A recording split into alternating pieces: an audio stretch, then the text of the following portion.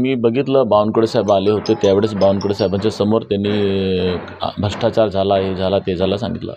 हे तेवढंच हे म्हणतात तर मला ही एक तर गोष्ट तेवढंच खरं आहे की बा निधी आलेली आहे असं त्यांचं म्हणणं. म्हणजे आपण काम करतोय आणि काम करतोय म्हणून ते भ्रष्टाचार झाला असं म्हणतात. पण त्यांनी चौकशी करावं, त्याच्यामध्ये माझा काही आक्षेप नाही आहे.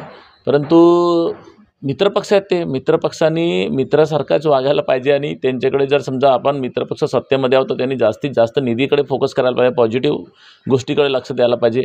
परंतु पॉझिटिव्ह गोष्टीकडे, नवीन प्रोजेक्टकडे, जिल्ह्याचा भला होईल याच्याकडे लक्ष देण्यापेक्षा ते निगेटिव्ह गोष्टीकडे जास्त लक्ष देतात की भ्रष्टाचार झाला, हे झाला, ते झालं. कदाचित मला असं वाटते की मित्रपक्ष आहे की नानाभाऊ आणि परिणीची सेटलमेंट झाला आणि फक्त शिवसेनेवर टीका करायचा असं त्यांचा काही हेतू तर नाही असं मला पण शंका येत आहे. आता मी बघतोय त्यांनी काँग्रेसवरती काय टीका करत नाही, नानाभाऊवरती काय टीका करत नाही.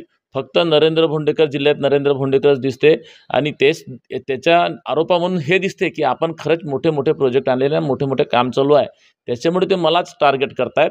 परंतु मित्रपक्ष हे त्यांनी विसरू नयेत. आम्ही मित्रपक्ष आहोत.